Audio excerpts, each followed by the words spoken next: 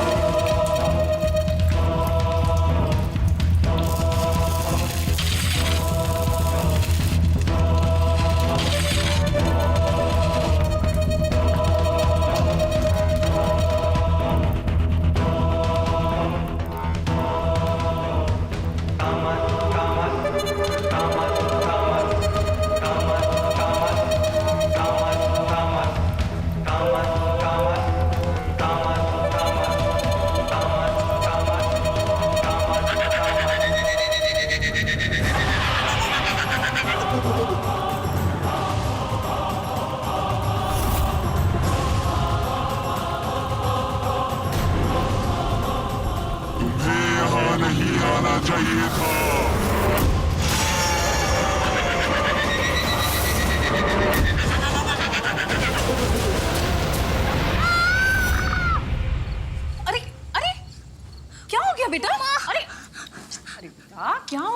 शिवा, इधर देखो, क्या हो गया? क्या बात हो गई? हाँ, माँ, वो आदमी। कौन आदमी?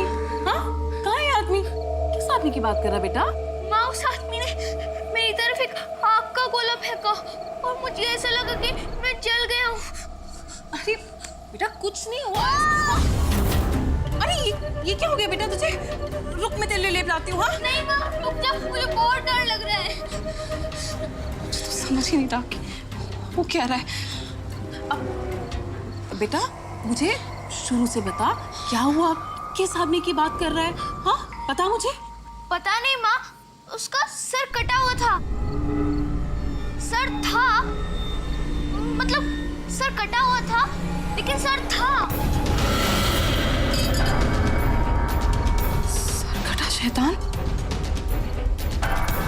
जिसका सर है भी और नहीं भी। क्या हुआ माँ? क्या वो सर कटा शैतान सचमुच है? अरे नहीं बेटा, ऐसा कुछ नहीं है। और वो तो वैसे भी मैंने तुझे मना किया है ना, तू जंगलों से, सुनसान रास्तों से मत जाया कर। अब तू देख क्या हो रहा है, अब वही सब तेरे सपनों में आ रहा है ना। अच्छा, अभी कुछ नहीं हुआ है, तू सिर्फ सपना देखा है, ठीक है? तो डर मत, अब तू आराम से सो जा। अच्छा, सो जा।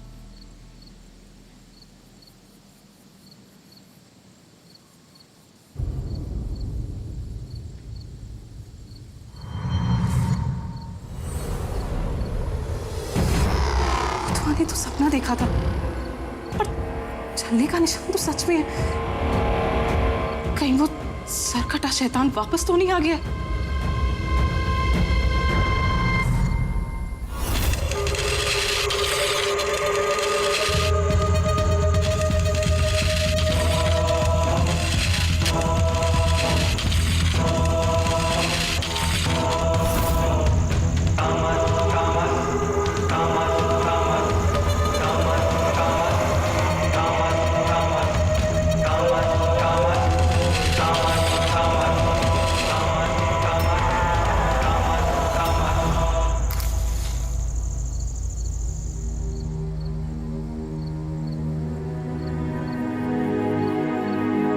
हे भगवान,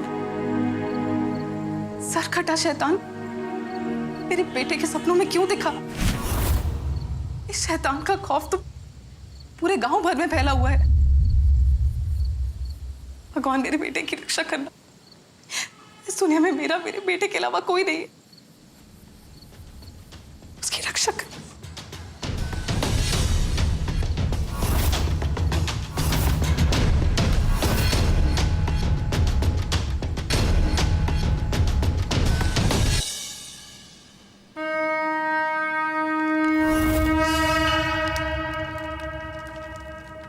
पंडित जी, आज के इस हवन में कोई कमी नहीं रहनी चाहिए। आप निश्चिंत रहिए ठकुराइन जी। बहन जी कह रहे थे इस हवन में कोई कमी नहीं रहेगी। पर महंत जी हैं कहाँ?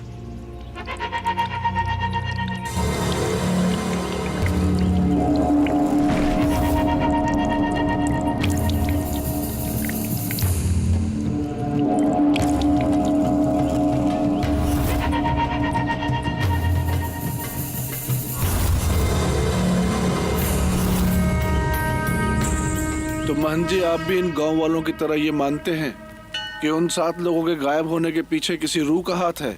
लेकिन मैं ये बात मानने के लिए तैयार नहीं हूं। क्षमा कीजिएगा महंत जी, लेकिन आप ही सोचिए, कोई रूह ऐसा काम कैसे कर सकती है? बड़े ठाकुर, रूह की अपनी दुनिया है जो हमें दिखाई नहीं देती, पर कभी कभी रूहें भटक जाती हैं और अपना उद्देश्य पूरा करने के लिए इंसानों के बीच आती है। और भटक के क्या वो केवल ज्ञानी और संत लोगों को ही अपना निशाना बनाती है? और आप तो अच्छे से जानते हैं महंत जी, जो लोग गायब हुए वो सब के सब या तो संत थे या फिर ज्ञानी। इसका जवाब तो उचित समय पर ही मिल सकता है, पर एक बात मैं अवश्य कह सकता हूं कि बुरी आत्मा तो होती ही है, पर जब उसका प्रभाव इंसानी समाज पर पड़ता है तब ऐसा ही कुछ होता है, जैसा हम अभी इस गांव में अनुभव कर रहे हैं।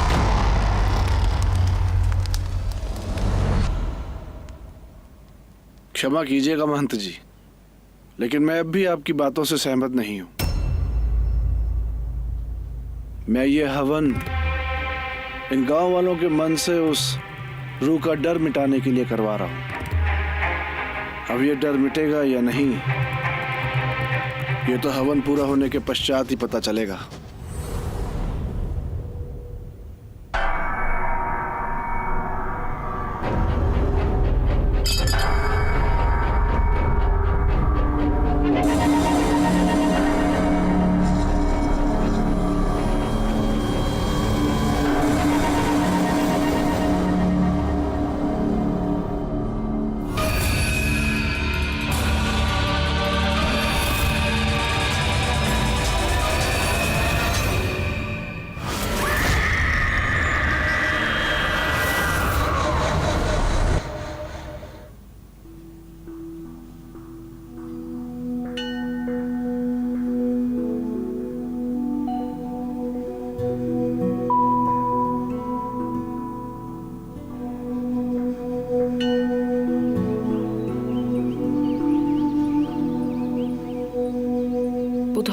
चल इधर आ।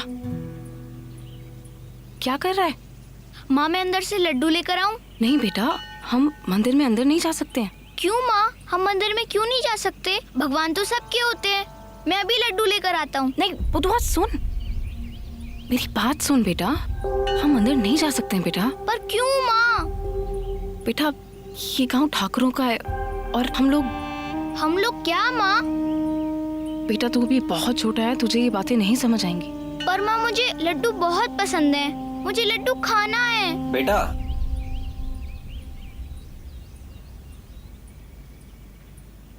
आप अंदर नहीं आ पाए, इसलिए भगवान ने लड्डू लेकर मुझे खुद आपके पास भिजवा दिया। ये लो प्रसाद।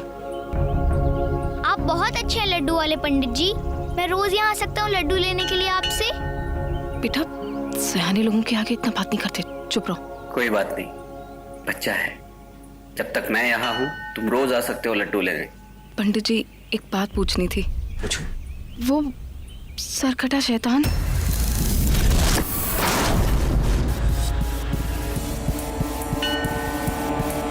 उस शैतान का आतंक खत्म तो हो जाएगा ना? ये तो समय ही बताएगा। इस बच्चे का ख्याल रखना। जी प्रणाम पंडित जी। पंडित जी को प्रणाम करो बेटा।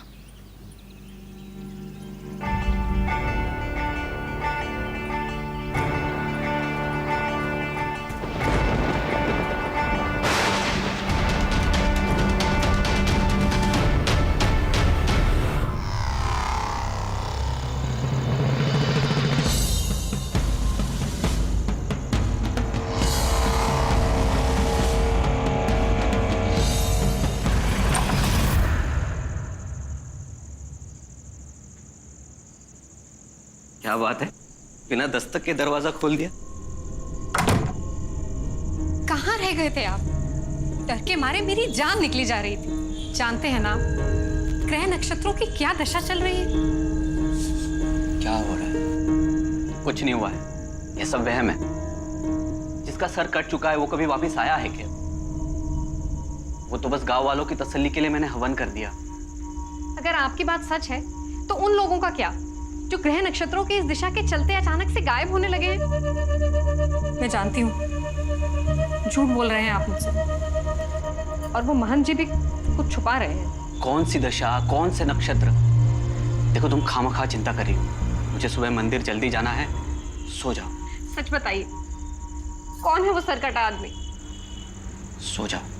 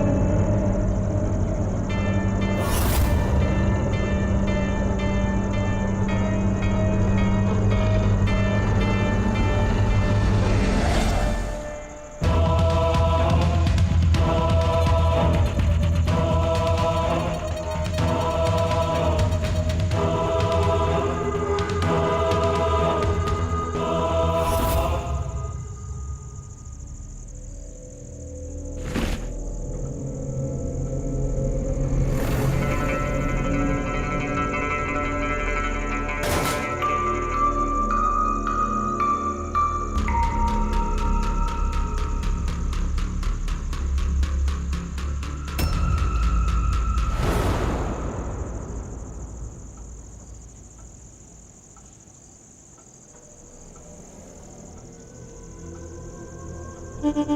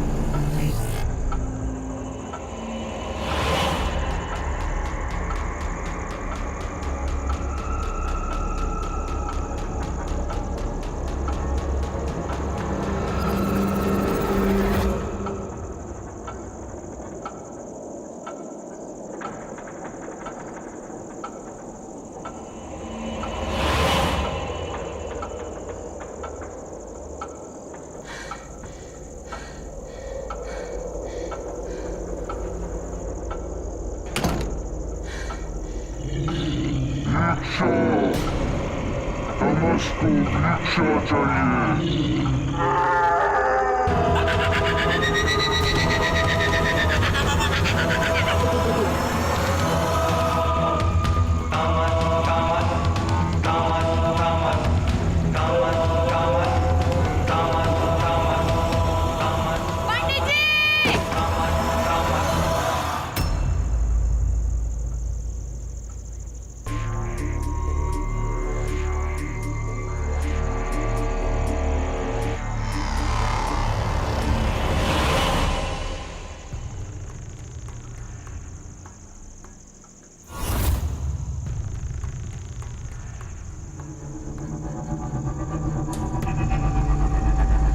पंडिताइन, पंडिताइन,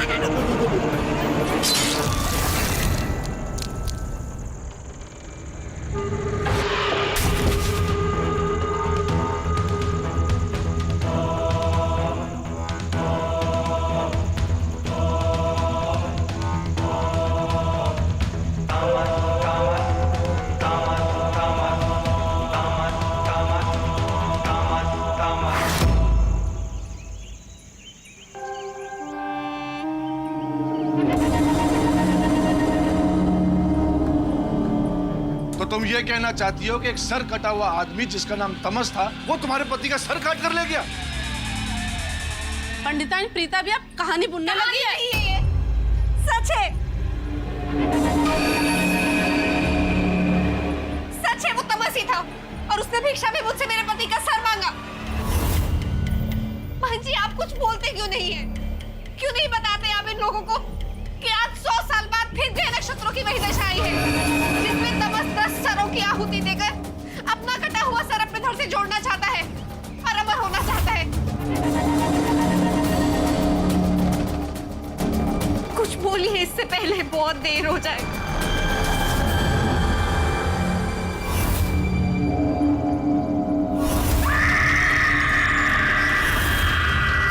बेटी, तमस का सर कटे 100 साल हो चुके हैं। हमारे पूर्वजों ने उसकी सारी शक्तियां खत्म कर दी थी। फिर तमस वापस कैसे आ सकता है? मैं तो कहती हूँ ये तमस वाली अफवाह इन गांव वालों के दिमाग की ही उपज है। क्योंकि हम इन्हें अब मंदिर नहीं आने देते, अपने खेत खलियान में काम नहीं करने देते, इसीलिए ये हमें मारने निकले हैं। ये सच नहीं है साध्वी जी। जिस पेड़ ने हमें आसरा दिया, भला हम उसे क्यों काटेंगे? मानते हैं हम इस गांव के नहीं हैं, हमारे अधिकार नहीं हैं, लेकिन पुरानी बातों को आड़ में लेकर हम ब्राह्मण और साधुओं को मारे, इतने भी गिरे हुए नहीं हैं हम। तुम चुप रहो, हमारा कोई अधिकार नहीं है इस मामले में बोलने का। ऊपर से इस पंडिताइन ने तमस का नाम ले लेकर मेरा दिमाग खराब कर रखा है। मैं पूछता हूँ आखिर हो क्या रहा है इस गांव में? ठाकुर साहब ये सच है। तमस बेटा, माँ मुझे बोलने दो। तमस अभी भी जिंदा है।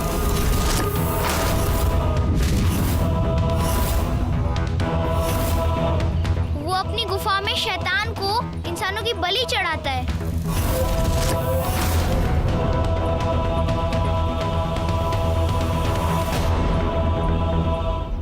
मैंने उसकी गुफा में इंसानों के कटे हुए सर देखे हैं। इस बच्चे को ये सब कैसे मालूम है? इतना ज्ञानी है, मान सकता हूँ, अरे बच्चा इसे गुफा के बारे में कैसे मालूम चला? कमला, एक तो तेरा बेटा हमारे बाग से आम चुराता है और अब ये बातें भी बनाने लग गया है। संभालो इसे, वरना इस गांव से तुम्हारा हुक्का पानी छिन जाएगा। बस ठाकुर साहब,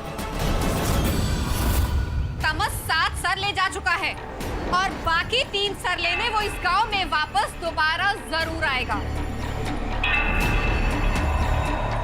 और आप महंत जी सच छुपाना चाहते हैं? छुपाइए, लेकिन तमस वापस जरूर आएगा।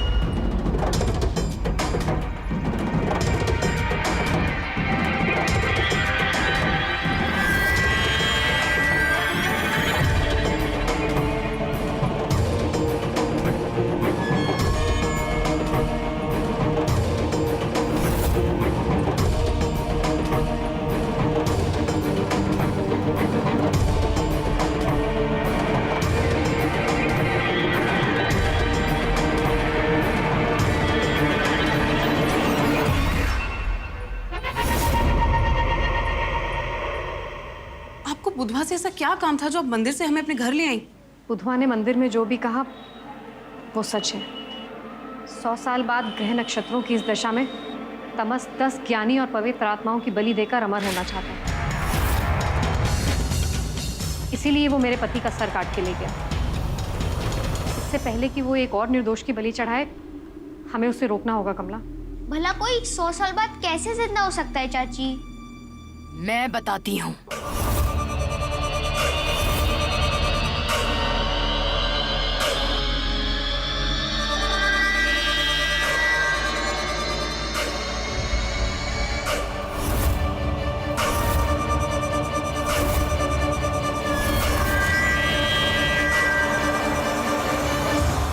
तमस की कहानी 100 साल पुरानी है। वो खुद को हासिल करने के लिए तब तक सर काटता रहेगा जब तक उसका सर उसके धड़ से जुड़ नहीं जाता।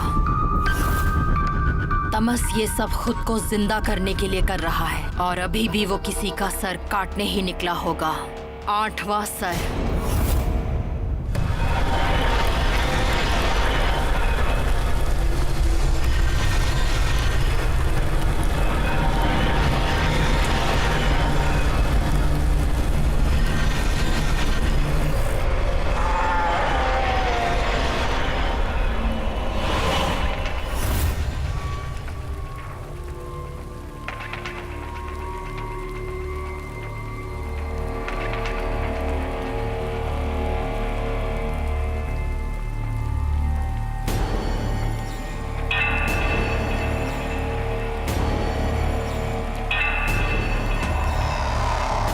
जल्दी जल्दी हाथ चलाओ, भोग का समय हो रहा है।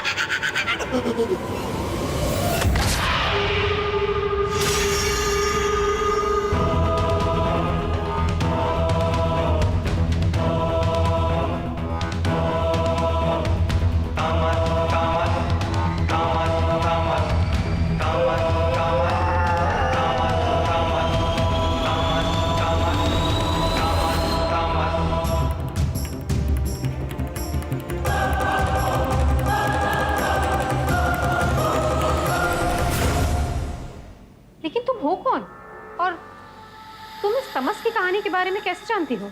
जो लोग मर रहे हैं उन्हीं के वंशजों ने 100 साल पहले तमस को अमर होने से रोका था। और बुधवा का सपना सपना नहीं, हकीकत था। सच जानने की और उसका सामना करने की हिम्मत रखते हो तुम बुधवा? हाँ, मेरी गुलेल मेरे पास है ना। चुप कर, मेरा बेटा कहीं नहीं जाएगा। बच्चा है वो। सोच लो, बुधवा इस कहानी का अहम हिस्सा है।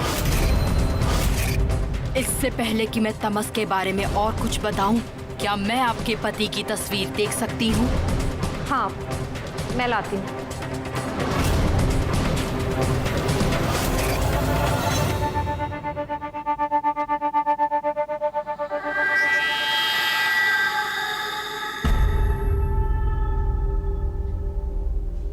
मुझे बहुत प्यास लग रही है, थोड़ा पानी पिला दीजिए। दरअसल ये घर मेरे लिए भी अनजान है। पंडिताइन बस आती होंगी, वो आपको दे देंगी। माँ, दे दो ना पानी। मैं देखती हूँ।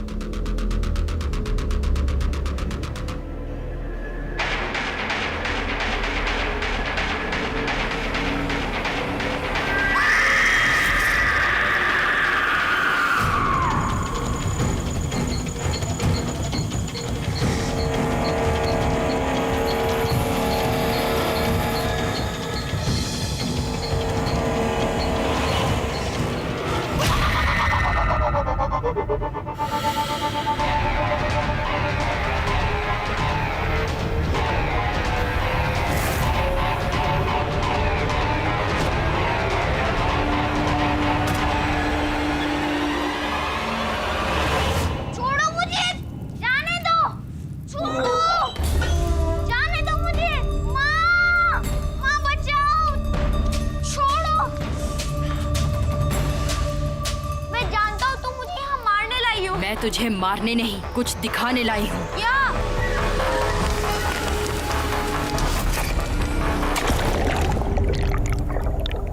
100 साल पहले तमस और मैं एक दूसरे से प्यार करते थे, लेकिन तमस ने अपनी विद्या का गलत इस्तेमाल करके मुझे ही मारने की कोशिश की। क्या हो गया है तुम्हें? मुझे तो विश्वास ही नहीं हो रहा कि तुम वही इंसान हो जिससे मैंने ज्ञान लिया है। हाँ, नहीं रहा मैं वो इंसान।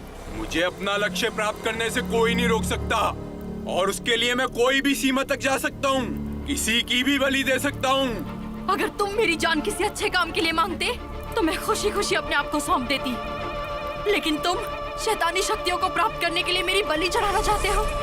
ये मुझे स्वीकार नहीं। मुझे माफ कर देना दामिनी, तुम शैतान को मेरी तरफ से 10 सुइयां होती हो।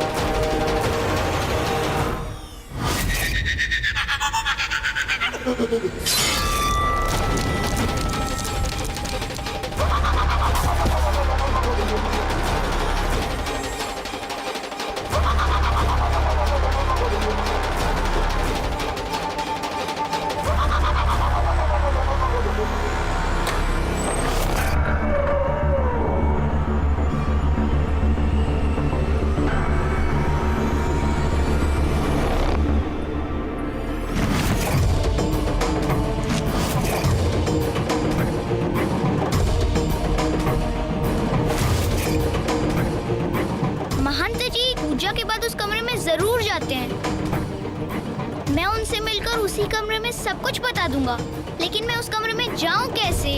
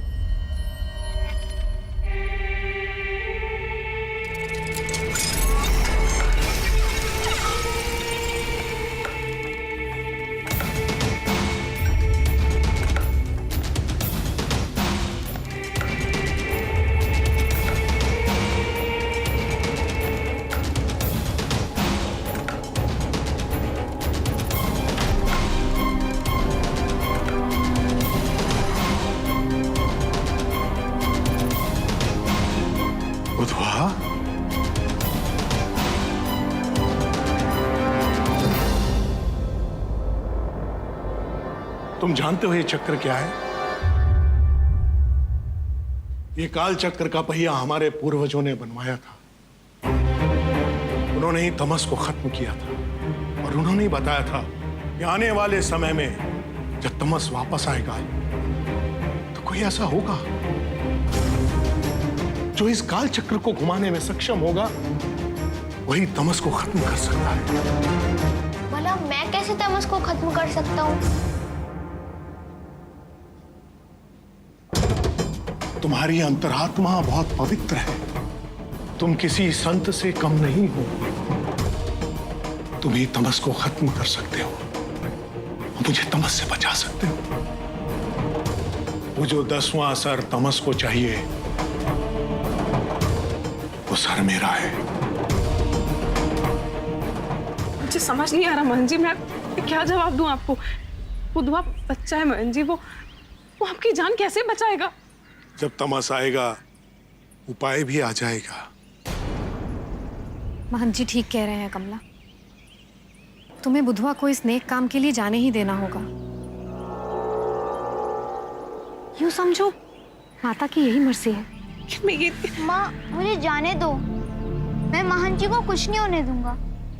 और जब भोलेनाथ साथ है, माँ साथ है, तो शैतान से कैसा डर?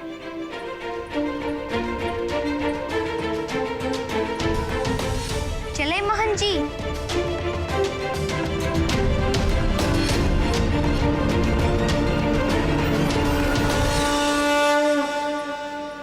जय माता दी, जय माता दी।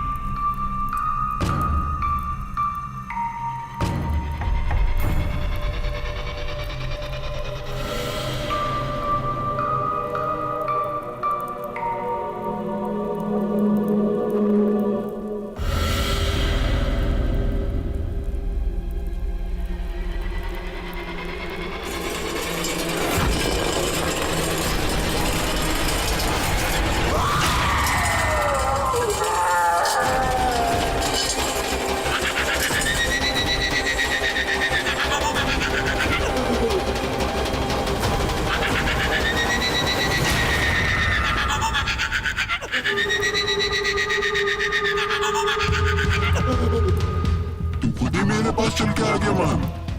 अब तेरी बलि के साथ मेरा संघर्ष भी खत्म हो जाएगा और मेरी वापसी के साथ इस पूरे गांव की बर्बादी भी शुरू हो जाएगी। ये बच्चा तो मेरे किसी काम का नहीं है, पर अब आ ही गया है तो मारा ही जाएगा। भोलेनाथ और मेरी माँ मेरे साथ हैं, वो हमारी मदद जरूर करेंगे।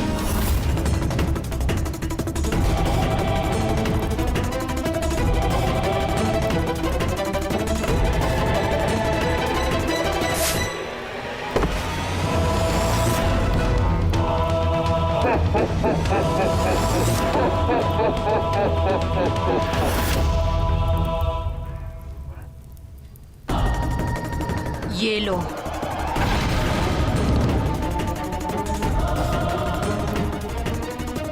ये पत्थर मैंने अपनी विद्या से अभिमंत्रित किया है। इसके सही उपयोग का समय आ गया है। इसे लो और तमस को हमेशा हमेशा के लिए खत्म कर दो।